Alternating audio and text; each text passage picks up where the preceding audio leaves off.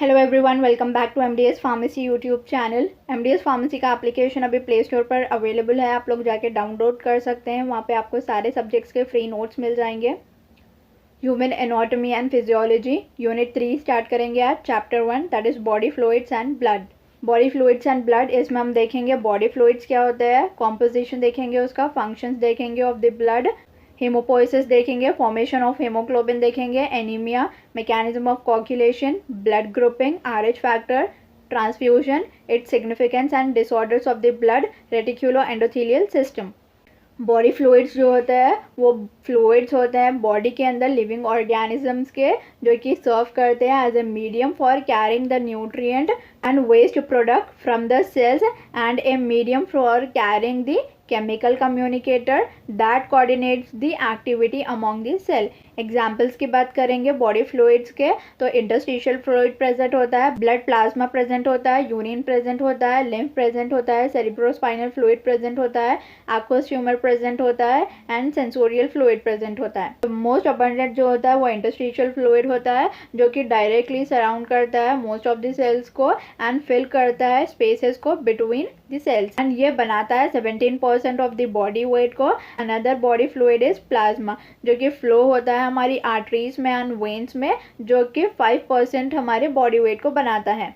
Other body fluids apart from the interstitial fluid and the blood plasma, जो कि lesser amount में present होते हैं, that is urine, lymph, cerebrospinal fluid, aqueous humor and sensorial fluid। Body fluid compartments देखेंगे तो हमारी जो body होती है वो 2 कंपार्टमेंट्स में डिवाइड होती है, that is extra cellular fluid and intracellular fluid. Extra cellular fluid देखेंगे, जो भी फ्लूइड्स हमारे सेल्स के बाहर प्रेजेंट होंगे, बाहर कलेक्टिवली प्रेजेंट होंगे, उस फ्लूइड को हम एक्स्ट्रा सेल्यूलर फ्लूइड बोलते हैं। ये फ्लूइड्स टुगेदर 20% बॉडी वेट को कैरी करते हैं और 14 litres in the normal 70 kg adult. Extra cellular fluid जो होता है उसके अंदर इंटरस्टिशियल फ्लूइड प्रेजेंट होता है एंड प्लाज्मा प्रेजेंट होता है। इंटरस्टिशियल फ्लूइड जो होता है उसके अंदर more than 3/4 of the extra cellular fluid present होता है एंड प्लाज्मा जो प्रेजेंट होता है उसके अंदर almost 1/4 of the extra cellular fluid present होता है, और 3 लीटर्स भी बोल सकते हैं। वेराज इंट्रासेल्यूलर फ्लूइड जो होता है, जितने भी फ्लूइड प्रेजेंट होते हैं सेल के अंदर कलेक्टिवली, हम उसे इंट्रासेल्यूलर फ्लूइड बोलते हैं। एंड इंट्रासेल्यूलर फ्लूइड जो होता है वो 40% of the body weight carry करता है इन द एवरेज पर्सन। हमारे बॉडी के अंदर एक स्मॉल कंपार्टमेंट होता है फ्लूइड्स का, जिसे हम ट्रांससेल्यूलर फ्लूइड भी बोलते हैं। ट्रांससेल्यूलर फ्लूइड जो होता है वो इंक्लूड करता है फ्लूइड्स को in the synovial, peritoneal, pericardial, intraocular spaces के अंदर, as well as the cerebrospinal fluid. इसे हम usually specialised type of extra cellular fluid भी बोलते हैं। सारे ट्रांससेल्यूलर फ्लूइड्स को टुगेदर कॉन्स्टिट्यूट करेंगे तो 1 to 2 लीटर प्रेजेंट होंगे। Then functions of the blood. Blood के फंक्शंस देखेंगे तो ये ट्रांसपोर्ट करता है गैसेस को, न्यूट्रिएंट को एंड वेस्ट प्रोडक्ट को, एंड रेगुलेट करता है पीएच को एंड ऑस्मोसिस को, मेंटेन करता है बॉडी के टेम्परेचर को एंड प्रोटेक्ट करता है हमारी बॉडी को against the foreign substance and clot formation में भी हेल्प करता है। देन कॉम्पोजिशन देखेंगे ब्लड का, तो प्लाज्मा जो होता है वो प्रेजेंट होता है इसके अंदर, जो कि स्ट्रॉ कलर्ड लिक्विड होता है। कॉम्पोनेंट्स देखेंगे, वाटर जो होता है वो 92% प्रेजेंट होता है एंड सल्यूट प्रेजेंट होता है in the form of plasma protein, that is 8% present होता है। फॉर्म्ड एलिमेंट्स की बात करेंगे तो इसके अंदर ब्लड सेल्स प्रेजेंट होते हैं, that is erythrocytes, leucocytes and thrombocyte, जिसे हम आरबीसी, डब्ल्यूबीसी एंड प्लेटलेट्स भी बोलते हैं। प्लाज्मा प्रोटीन्स की बात करेंगे तो इसमें एल्ब्यूमिन 55% प्रेजेंट होता है प्लाज्मा प्रोटीन की बात करेंगे तो, एंड ये इंक्रीज करता है ब्लड की विस्कोसिटी को। Globulin 38% of the plasma protein present होता है, इसमें कि गामा ग्लोबुलिन प्रेजेंट होती है जो सर्व करते हैं as an antibodies in the immune response. Whereas fibrinogens की बात करेंगे तो ये 7% प्रेजेंट होता है ऑफ द प्लाज्मा प्रोटीन। ये प्रिकर्सर होता है to the protein fibrin and ये मेजर रोल प्ले करता है in the blood clotting mechanism. Then serum की बात करेंगे तो सीरम जो होता है हम उसको डिफाइन करते हैं, हम ब्लड में से plasma, fibrinogen and other blood clotting factors जो भी उसके अंदर प्रेजेंट होंगे, अगर हम उसको रिमूव कर देंगे तो वो सीरम बन जाएगा। जैसे कि आप ये वाले पिक्चर में देख सकते हैं, ये कंप्लीट ब्लड है, आप एज्यूम करें, एंड अगर यहाँ पर ब्लड क्लॉट होने के बाद में यहाँ पर सेटल डाउन हो जा रहा है तो उसके बाद में जो फ्लूइड बचेगा उसे हम सीरम बोलेंगे। हेमाटोपोइसिस और हीमोपोइसिस ये एक प्रोसेस होता है हमारे ब्लड सेल्स को बनाने का, जो कि हमारे ब्लड सेल्स जैसे मैंने बोला आरबीसीज, डब्ल्यूबीसीज एंड प्लेटलेट्स होते हैं, एंड इसके फॉर्मेशन के प्रोसेस को हम हेमाटोपोइसिस बोलते हैं या तो हीमोपोइसिस बोलते हैं। ये जो साइड पे फॉर्मेशन होता है उसका, उसे हम हेमोपोएटिक टिश्यूज और ऑर्गन्स बोलेंगे, like bone marrow, liver and spleen. Haematopoietic stem cells जो होते हैं वो प्रेजेंट होते हैं योक सैक के अंदर, जो कि माइग्रेट करते हैं other parts of the body like spleen, liver and bone marrow. Haematopoietic stem cells जो होते हैं वो प्रेजेंट होते हैं योक सैक के अंदर at the 3rd week of the embryo, जो कि माइग्रेट करते हैं लिवर में at around the 3rd month of the foetal life. Embryo के 3rd मंथ में लिवर जो होता है वो स्टेम सेल से पॉपुलेटेड हो जाता है एंड वो मेजर ऑर्गन बन जाता है फॉर द हेमाटोपोइसिस, से हम डोमिनेंट माइग्रेशन भी बोलते हैं। हेमाटोपोइसिस स्टेम सेल्स ऐसे भी होते हैं जो माइग्रेट करते हैं लिम्फ नोड्स को, स्प्लीन को, जिसे हम माइनर माइग्रेशन बोलते हैं। और liver, lymph node and spleen जो होता है वो कंटिन्यू करते हैं as a haematopoietic organs until birth. After birth liver जो होता है वो स्टॉप करता है हेमाटोपोएटिक एक्टिविटी को, बिकॉज अराउंड 4th मंथ में फीटल जो होता है उसकी लाइफ माइग्रेट होती है to the stem cells from the liver, lymph node and spleen, then वो ट्रांसफ़र हो जाता है बोन मैरो को। सो 4th मंथ के टाइम पर फीटल लाइफ में हेमाटोपोइसिस जो होता है वो बोन मैरो के अंदर होता है, एंड बोन मैरो जो होता है वो परमानेंट रेसिडेंस होता है for the haematopoietic stem cells. Birth के टाइम पे हेमाटोपोएटिक स्टेम सेल्स जो होते हैं वो लिमिटेड होते हैं to the bone marrow, and bone marrow जो होते हैं वो एक्टिव हो जाते हैं। एक्टिव बोन मैरो जो होते हैं वो रेड बोन मैरो होते हैं, एंड इनएक्टिव बोन मैरो जो होते हैं वो येलो बोन मैरो होते हैं। येलो बोन मैरो जो होते हैं वो एक्यूमुलेटेड होते हैं with the fat cells, so it will be yellow in colour, and red bone marrow जो होते हैं वो हाईली वैस्कुलर होता है एंड उसके अंदर रिच हेमाटोपोएटिक सेल्स होते हैं। जो न्यूबॉर्न्स होते हैं उसके अंदर हेमाटोपोइसिस जो होता है वो ऑनगोइंग होता है outside the bone marrow, that is liver and the spleen and the lymph node, जिसे हम एक्स्ट्रा मेड्यूलरी हेमाटोपोइसिस बोलते हैं।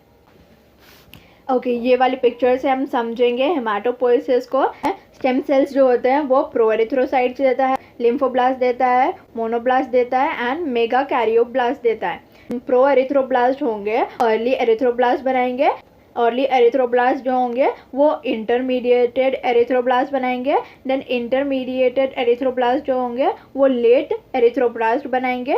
लेट एरिथ्रोब्लास्ट के टाइम पर न्यूक्लियस जो होता है वो एक्सट्रूडेट हो जाता है, देन वो रेटिकुलोसाइट्स बन जाता है, देन रेटिकुलोसाइट्स बनने के बाद में वो रेड ब्लड सेल बन जाता है। Stem cells after giving the myeloblast वो प्रोग्रैन्युलोसाइट्स बन जाते हैं। प्रोग्रैन्युलोसाइट्स जो होते हैं वो 3 टाइप्स के होते हैं, दैट इज इट्स बेसोफिलिक मिलियोसाइट्स जो होते हैं वो बेसोफिलिक बैंड सेल्स को देते हैं यहाँ पर, एंड देन वो बेसोफिल्स को देते हैं। वेराज इसाइनोफिलिक मिलियोसाइट्स जो होता है वो इसाइनोफिलिक बैंड सेल्स देते हैं एंड वो देन कन्वर्ट होते हैं इसाइनोफिल्स में। नेक्स्ट जो प्रोग्रैन्युलोसाइट्स अगेन न्यूट्रोफिलिक मिलियोसाइट्स को देता है। न्यूट्रोफिलिक मिलियोसाइट्स जो होता है वो न्यूट्रोफिलिक बैंड सेल्स देते हैं, एंड न्यूट्रोफिलिक बैंड सेल्स जो होते हैं वो न्यूट्रोफिल्स देते हैं, एंड ये टुगेदर ग्रैन्युलोसाइट्स बन जाता है जो कि WBC के अंडर आते हैं। Okay, then next stem cells जो होता है वो लिम्फोब्लास्ट देते हैं। लिम्फोब्लास्ट जो होता है वो अगेन लिम्फोसाइट में कन्वर्ट हो जाते हैं। मोनोब्लास्ट जो होता है वो अगेन मोनोसाइट में कन्वर्ट हो जाता है, where lymphocyte and monocyte together हम ए ग्रैन्युलोसाइट्स बोलते हैं। मेगा कैरियोब्लास्ट जो होते हैं वो अगेन मेगा कैरियोसाइट्स देते हैं। मेगा कैरियोसाइट्स का देन ब्रेकअप होता है एंड वो प्लेटलेट्स फॉर्म करते हैं।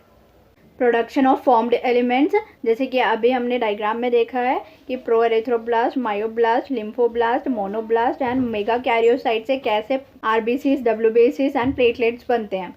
एरिथ्रोसाइट्स के बारे में देखेंगे।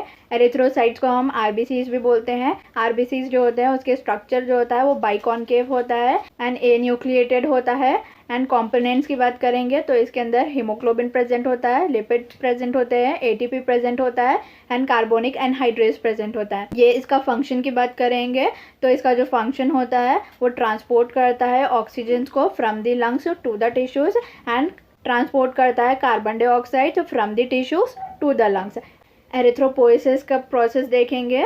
जब भी हमारी बॉडी के अंदर ऑक्सीजन डिक्रीज होता है तब वो किडनी को सिग्नल जाता है। हमारी किडनी जो होती है वो एरिथ्रोपोइटिन हार्मोन का प्रोडक्शन इंक्रीज करती है एंड इंक्रीज करती है release of erythropoietin. And erythropoietin जो रिलीज होता है वो बोन मैरो के अंदर जाता है एंड इंक्रीज करता है रेड ब्लड सेल्स के प्रोडक्शन को। Red blood cells then increase करते हैं ब्लड में ऑक्सीजन को।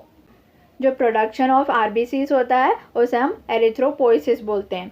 जैसे कि हमने देखा स्टेम सेल्स जो होता है वो प्रो एरिथ्रोब्लास्ट फॉर्म करते हैं एंड प्रो एरिथ्रोब्लास्ट जो होता है उससे हमारी एरिथ्रोब्लास्ट फॉर्म होते हैं जो कि इंटरमीडिएट होते हैं and then late erythroblast form होते हैं एंड देन रेटिकुलोसाइट्स फॉर्म होते हैं, देन फाइनली हमारे आरबीसीज फॉर्म होते हैं। जो हार्मोन रिस्पॉन्सिबल होता है हमारे आरबीसीज के प्रोडक्शन के अंदर वो हार्मोन हमारी किडनी प्रोड्यूस करती है, that is erythropoietin hormone. Then haemoglobin की बात करेंगे तो हीमोग्लोबिन जो होता है वो रेड कलर का पिगमेंट होता है। रेड कलर का पिगमेंट हमारे ब्लड के अंदर जब भी प्रेजेंट होता है तो वो आरबीसी होती है, that is red blood sales होता है। इस वजह से हम उसको रेड ब्लड सेल्स बोलते हैं बिकॉज उसके अंदर हीमोग्लोबिन रेड कलर में प्रेजेंट होता है जो कि ऑक्सीजन को कैरी करता है। ये जो होता है वो कॉन्जुगेटेड प्रोटीन एंड क्रोमोप्रोटीन होता है जो कि आयरन एंड प्रोटीन से बना हुआ होता है। इसके अंदर 4 ग्लोबुलिन मॉलिक्यूल होते हैं जो कि ट्रांसपोर्ट करते हैं कार्बन डाइऑक्साइड को and nitrogen and 4 haemoglobin present होते हैं जो कि ट्रांसपोर्ट करता है ऑक्सीजन को, that is iron is required for the oxygen transport.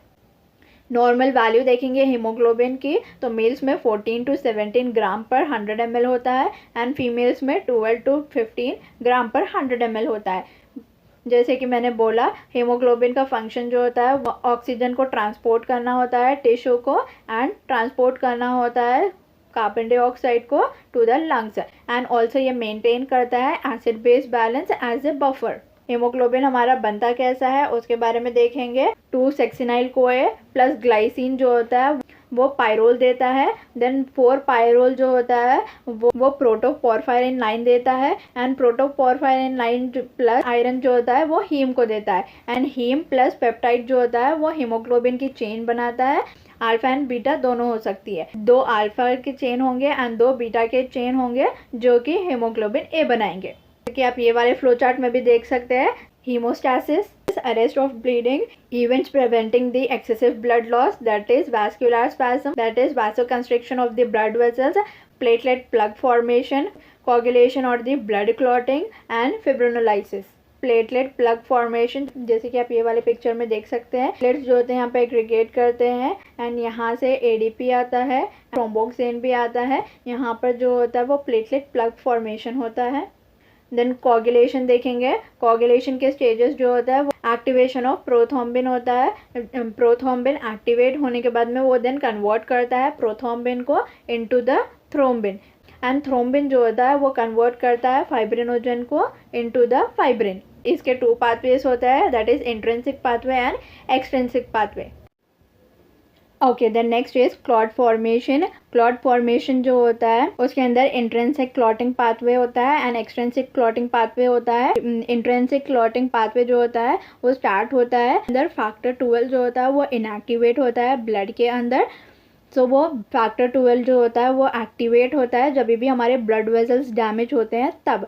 And extrinsic pathway जो होता है वो स्टार्ट करता है विद द टिश्यू फैक्टर, वो रिलीज होता है with the side of the plasma in the damage tissues. जब भी हमारे ब्लड वेसल्स डैमेज होते हैं तब हमारा फैक्टर 12 जो होता है वो एक्टिवेट होता है। फैक्टर 12 जो होता है वो देन एक्टिवेट करता है हमारे फैक्टर 11 को एंड फैक्टर 11 जो होता है वो एक्टिवेट करता है फैक्टर 9 को एंड यहाँ पर जो टिश्यू डैमेज हो रहा है वो टिश्यू फैक्टर को देता है एंड फैक्टर 7 जो प्रेजेंट होता है ब्लड के अंदर टिश्यू फैक्टर एंड फैक्टर 7 दोनों का कॉम्प्लेक्स फॉर्मेशन होता है। कॉम्प्लेक्स फॉर्म होने के बाद में एंड फैक्टर 11 दोनों मिलके यहाँ पर एक्टिवेट करते हैं फैक्टर 9 को। टिश्यू फैक्टर एंड फैक्टर 7 का जो कॉम्प्लेक्स होता है वो ऑल्सो एक्टिवेट करता है फैक्टर 10 को। फैक्टर 9 जो एक्टिवेट हो रहा है वो देन एक्टिवेट करता है फैक्टर 10 को। फैक्टर 10 एक्टिवेट होने के बाद में यहाँ पर प्रोथ्रोम्बिन जो प्रेजेंट होता है वो देन एक्टिवेट करता है थ्रोम्बिन को। ये जो प्रोथ्रोम्बिन से थ्रोम्बिन बनता है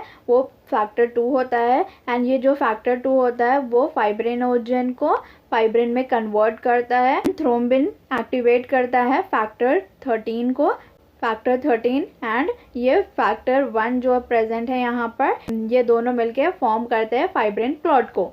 वहाँ पर क्लॉट फॉर्मेशन होता है। ये कंप्लीट प्रोसेस को हम क्लॉट फॉर्मेशन बोलते हैं। हमारे बॉडी के अंदर टोटल 13 फैक्टर्स होते हैं एंड ईच फैक्टर का एक नेम होता है एंड उसको अच्छे से याद करना और अच्छे से प्रैक्टिस करना, बिकॉज ये बहुत ज़्यादा इम्पॉर्टेंट होता है। Okay, then next is fibrinolysis. Clot जो होता है वो डिसॉल्व होता है by the activation plasmin enzyme जो हाइड्रोलाइज करता है फाइब्रिन को। जैसे कि आप ये वाले इमेज में देख सकते हैं, thrombin, factor 12, TPA, urokinase, lysosome enzymes, ये जो हो रहा है इसके प्रेजेंस में प्लाज्मिनोजन कन्वर्ट हो रहा है इनटू प्लाज्मिन। प्लाज्मिन जो होता है वो देन देता है fibrin and plasmin give rise to clot dissolution.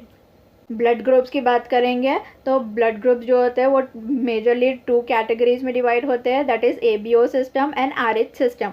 ABO blood system में जो होता है वो क्लासिफाई होता है human blood based on the inherited properties of the red blood cells और एरिथ्रोसाइट्स, जो कि हम डिटरमाइन करते हैं बाय द प्रेजेंस और absence of antigen A, B which are carried on the surface of the red blood cells. Person में have the type A, type B, type O और type AB blood. Then ये वाले picture में आप देख सकते हैं यहाँ पर जो है वो ब्लड टाइप है type A, type B, type AB and type O। Red blood cell surface protein जो कि फिनोटाइप है। टाइप A में आप देख सकते हैं यहाँ पर एंटीजन A प्रेजेंट है, यहाँ पर एंटीजन B प्रेजेंट है एंड यहाँ पर antigen A and antigen B दोनों प्रेजेंट है एंड यहाँ पर कोई भी एंटीजन प्रेजेंट नहीं है। तो जहाँ पर एंटीजन A प्रेजेंट होगा वो टाइप A ब्लड ग्रुप होगा एंड जहाँ पर एंटीजन B प्रेजेंट होगा वो टाइप B ब्लड ग्रुप होगा। जहाँ पर एंटीजन A भी प्रेजेंट होगा वो AB ब्लड ग्रुप होगा। पर एंटीजन प्रेजेंट ही नहीं होगा वो टाइप O ब्लड ग्रुप होगा। तो देन एंटीबॉडीज़ की बात करेंगे तो जिसका ब्लड ग्रुप A होगा एंड ब्लड सरफेस पे A एंटीजन प्रेजेंट हो गए तो उनके पास एंटीबॉडीज़ B प्रेजेंट होंगी। वेरा सरफेस एंटीजन जिसका B होगा, टाइप B ब्लड ग्रुप जिसका होगा उसके पास एंटीबॉडीज़ A प्रेजेंट होंगे एंड जिसका blood type blood group AB होगा उसके पास कोई भी एंटीबॉडीज़ नहीं प्रेजेंट होंगे। जिसका ब्लड ग्रुप O होगा उसके पास antibodies A and antibodies B present होंगे। RH ब्लड ग्रुपिंग देखेंगे। RH ब्लड ग्रुपिंग जो होता है वो बेस होता है upon the antigen located on the RBCs। जैसे कि हमने देखा जिसके पास एंटीजन A होगा, ब्लड ग्रुप A होगा एंड उसके पास एंटीबॉडीज B होंगे। तो इसके ऊपर डिपेंड करता है हमारी RH grouping. RH blood grouping इसका नाम इस वजह से है बिकॉज रेसस मंकी जो है वो फर्स्ट जो वर्क कर रहे थे ब्लड्स के ऊपर, इस वजह से हम इसको RH बोलते हैं। RH पॉजिटिव जो होता है वो 85% पीपल में होता है एंड वेरास RH नेगेटिव जो होगा वो रिमेनिंग 15% पीपल में होगा। पास RH पॉजिटिव होगा उसके पास रेसस एंटीजन होगा एंड उन लोग के पास एंटी रेसस एंटीबॉडीज नहीं प्रेजेंट होंगे। वेरास जिसके पास RH नेगेटिव होगा उन लोग के पास रेसस एंटीजन्स प्रेजेंट नहीं होंगे, वेरास उन लोग के पास एंटी रेसस एंटीबॉडीज प्रेजेंट होंगे। इफ़ कोई भी पर्सन RH नेगेटिव होगा एंड वो रिसीव करेगा RH पॉजिटिव डोनार से तो बॉडी जो होती है वो RH पॉजिटिव एंटीबॉडीज़ प्रिपेयर करना स्टार्ट करती है जिसे हम एग्लूटिनिन बोलते हैं। सेकेंड ट्रांसफ्यूशन के टाइम पर इफ़ RH पॉजिटिव ब्लड जो होता है वो अगेन हम देते हैं तो एंटीबॉडीज़ जो होते हैं वो प्रोड्यूस करते हैं after receiving the first transfusion. Then वहाँ पर हिमोलाइसिस होता है ब्लड का from the second transfusion that may result to death. Blood transfusions की बात करेंगे तो ब्लड ट्रांसफ्यूजन जो होता है, जिसका ब्लड ग्रुप ए होगा वो ब्लड ग्रुप ए से रिसीव कर सकते हैं एंड ब्लड ग्रुप ओ से रिसीव कर सकते हैं।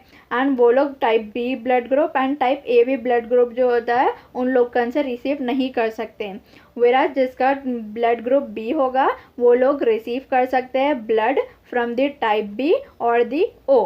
वो लोग टाइप ए और टाइप ए बी से रिसीव नहीं कर सकते हैं। Whereas persons with the type A B blood group वो लोग रिसीव कर सकते हैं blood from the type A, type B और ओ, जिसे हम यूनिवर्सल रेसिपिएंट बोलते हैं। Then person with the O blood group वो लोग रिसीव कर सकते हैं blood from the type O donor only and ये लोग डोनेट कर सकते हैं to all the other blood group types and इसे हम यूनिवर्सल डोनर बोलते हैं। ब्लड डिसऑर्डर्स की बात करेंगे। Next is leukaemia. ल्यूकेमिया जो होते हैं वो मैलिग्नेंट डिजीज होती है of the blood forming tissues, जो कि ब्लड कैंसर भी बोलते हैं हम इसको। ल्यूकेमिया जो होता है उसके अंदर अनकंट्रोल्ड प्रोडक्शन होता है एंड एक्यूमुलेशन होता है इमेच्योर्स वाइट ब्लड सेल्स का, एंड ये प्रिवेंट करती है आरबीसीज के नॉर्मल प्रोडक्शंस को। एंड उसके अंदर अनकंट्रोल्ड इन्फेक्शंस होता है due to the abundance of the immature और द अबनॉर्मल डब्ल्यूबीसी, जो कि फाइट नहीं कर सकते इन्फेक्शन से एंड डिजीजेस से। इन्फेक्शियस मोनोन्यूक्लियोसिस कॉन्टेजिनियस डिजीज होती है जो कि प्राइमरली अफेक्ट करती है लिम्फ टिश्यूज को बट ऑल्सो अफेक्ट करता है ब्लड को। ये कॉज करता है by the Epstein Barr virus, mainly childrens and young adult में होता है एंड अफेक्ट करता है फीमेल्स को 3 time more than mails and ये मोस्ट कॉमनली ट्रांसमिट होती है थ्रू दी ओरल कॉन्टैक्ट। इसके सिम्टम्स की बात करेंगे तो फ्लू लाइक सिम्टम्स होंगे एंड क्रॉनिक फैटिग। पॉलीसाइथीमिया जो होती है वो अबनॉर्मल कॉन्सेंट्रेशन होता है हीमोग्लोबिन का हमारे ब्लड के अंदर, या तो रिडक्शन होता है प्लाज्मा वॉल्यूम का और या तो इंक्रीज होता है ब्लड सेल्स नंबर। ये प्राइमरी डिजीज़ हो सकती है ऑफ द अननोन कॉज, या तो सेकेंडरी कंडीशन हो सकती है जो कि लिंक हो सकती है हमारी रेस्पिरेटरी या तो सर्कुलेटरी डिसऑर्डर से या तो कैंसर से, जो कि रिजल्ट करती है increase blood viscosity and elevated blood pressure को। देन एनीमिया की बात करेंगे। एनीमिया जो होती है वो एक कंडीशन होती है जिसमें रेड ब्लड सेल्स या तो हीमोग्लोबिन जो होता है उसकी डेफिशिएंसी होती है ब्लड के ये ऑक्सीजन कैरिंग कैपेसिटी जो होती है ब्लड की उसको रिड्यूस करता है। Nutritional anaemia is equals to caused by the dietary deficiency due to the inadequate iron, amino acid और vitamin B12 consumption. Pernicious anaemia जो होता है वो होता है due to the insufficient haematopoiesis. And haemorrhagic anaemia जो होता है वो होता है due to the excessive loss of the RBCs during the bleeding. Haemolytic anaemia की बात करेंगे। प्रीमेच्योर आरबीसीज जो होते हैं वो रप्चर होते हैं RBC membrane spelling haemoglobin and other cellular content into the plasma. हो सकता है हीमोग्लोबिन डिफेक्ट हो सकता है एबनॉर्मल आरबीसी एंजाइम की वजह से हो सकता है, या तो defect in the RBC membrane की वजह से हो सकता है, या पैरासाइट या तो टॉक्सिन की वजह से हो सकता है, या तो antibodies from the incompatible blood हो सकता है। थैलेसीमिया जो होता है वो हेरिडिटरी होता है एंड वो एक टाइप है हेरिडिटरी हेमोलाइटिक एनीमिया का, जिसमें हीमोग्लोबिन का प्रोडक्शन जो होता है उसमें डिफेक्ट होता है। देन एप्लास्टिक एनीमिया की बात करेंगे तो एप्लास्टिक एनीमिया जो होता है वो डिस्ट्रक्शन और इनहिबिशन ऑफ बोन मैरो की वजह से हो सकता है। एंड सिकल सेल एनीमिया जो होता है वो होता है due to the abnormal haemoglobin. इसके अंदर आरबीसीज जो होते हैं वो हमारे एस शेप के हो जाते हैं एंड आरबीसीज जो होते हैं वो बेंड होते हैं इनटू द सिकल शेप, जो कि ऐसे शेप में होते हैं। ये सेल रप्चर इजीली करता है। इन सेल्स में जो ब्लड सप्लाई होता है to the organs cut off हो जाता है and inherited conditions due to the faulty gene for the haemoglobin production and formation. कि आप ये वाली पिक्चर में देख सकते हैं, ये वाले जो देख रहे हैं वो नॉर्मल आरबीसीज हैं एंड यहाँ पर जो देख रहे हैं वो सिकल सेल एनीमिया में हमारे आरबीसीज ऐसे हो जाते हैं।